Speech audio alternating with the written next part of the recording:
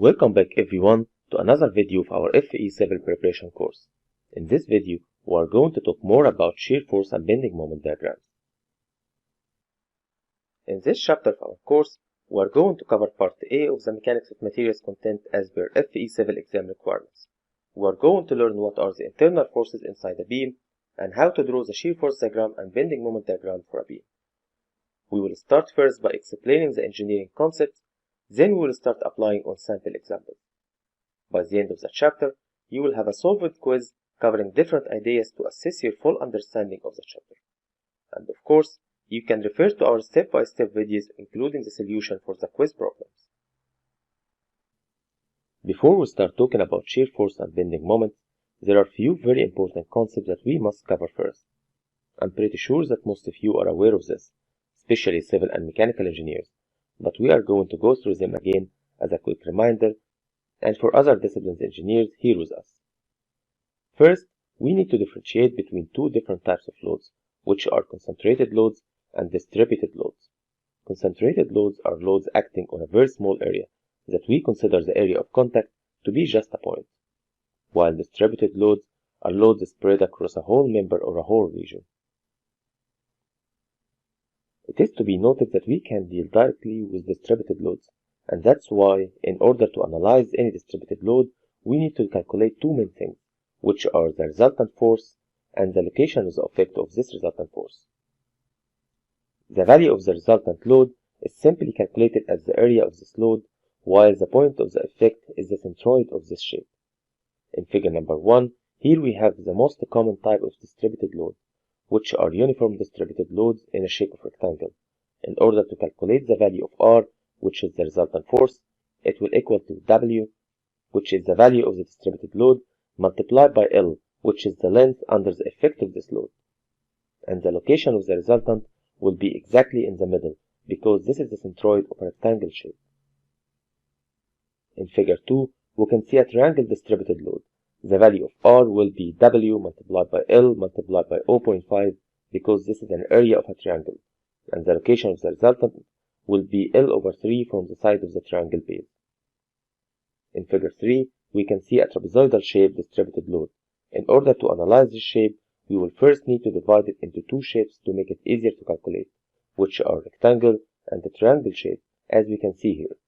The resultant load and the location of the resultant of each shape will be calculated as we have earlier explained in figure number 1 and 2. Beams could be supported in different ways. We have roller, bend, or fixed supports. Each one of those supports restrains the structural beam differently.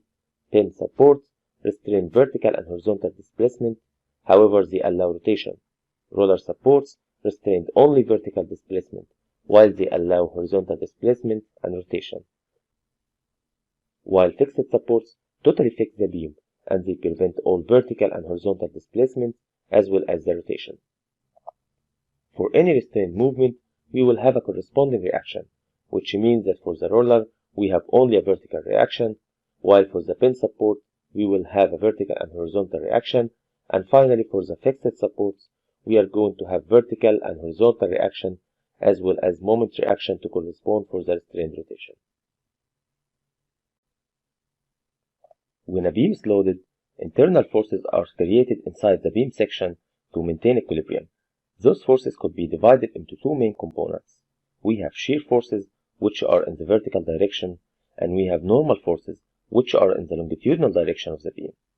If the load is trying to make the beam concave downward, as we can see here, it means that the top parts of the beam is trying to get shorter, while the bottom part of the beam is trying to get longer, which means that the normal forces in the top part of the beam will be compression, while the normal forces in the bottom part of the beam will be tension. Both of these compression and tension forces are equal, so the beam remains in equilibrium. However, it means that they will create a moment around the centroid of the beam section, and those are what we call the internal forces of the beam, which are the shear forces and the bending moment. There are three main steps to be able to draw the shear force diagram and the bending moment diagram, which are as following. Step number 1, we have to draw the free body diagram of the beam. In the free body diagram, we just show all the forces and reaction on the beam, including their direction. As we can see here, we replace the pin support with vertical and horizontal reaction, and we replace the roller with a vertical reaction. Next step, we have to calculate the reaction forces of all support, and in order to do this, we use the concept of equilibrium. In order for the system to stay in equilibrium, all of the vertical and horizontal forces has to cancel each other. The same thing goes for all of the moment on the beam. Hence, we can use equilibrium equations at any point to obtain support reactions. Equilibrium equations are the following: sigma F vertical equals 0, sigma F horizontal equals 0, and sigma moments equals 0. Once we have calculated all of the supports reaction, now we can start in the third and the last step, which is to calculate the internal shear forces and bending moments at every section of the beam. We will start once we have all the supports reaction as agreed, then we will choose one side and cut the beam, and calculate the shear force and bending moment using the equilibrium equations. We normally choose the free side of the beam to make the calculation easier. We keep moving towards the other side of the beam, and we will repeat the same cut and calculation of the forces again. We will keep repeating the same till we have the full shear force diagram and bending moment diagram. Last concept we need to discuss is the science conventions we are going to use for loads and internal forces. Positive directions are as shown in this picture here. External loads going downward are positive, while external loads going upward will be negative. Shear forces that are going downward in the left side of the beam or upward in the right side of the beam are considered to be positive directions, while bending moments that cause compression in the top part of the beam and tension in the bottom part of the beam are the positive directions. You can think of it as the moments that are trying to concave the beam downward are positive, while moments are trying to concave the beam upward are negative. Shear force diagram and bending moment diagrams are graphical representations for the internal forces inside a beam. Here we can see a sample for the shear force diagram and bending moment diagram for typical forms of loading. In case of concentrated force in the middle of the beam, the shear force will be in this shape with value of PL over 2 on each side, and the bending moment will be in this shape with value of PL over 4. If the force is not exactly in the middle of the beam, then the reactions could be calculated and the bending moment will be calculated as we learned earlier in this lecture. In case of constant distributed load, the shear force will be in this shape with value of WL over 2 on each side, and the bending moment diagram will be on a shape of parabola with value of WL square over 8. In case of triangular distributed load, the shear force will be in this shape, in a shape of parabola, while the bending moment will be in a cubic shape.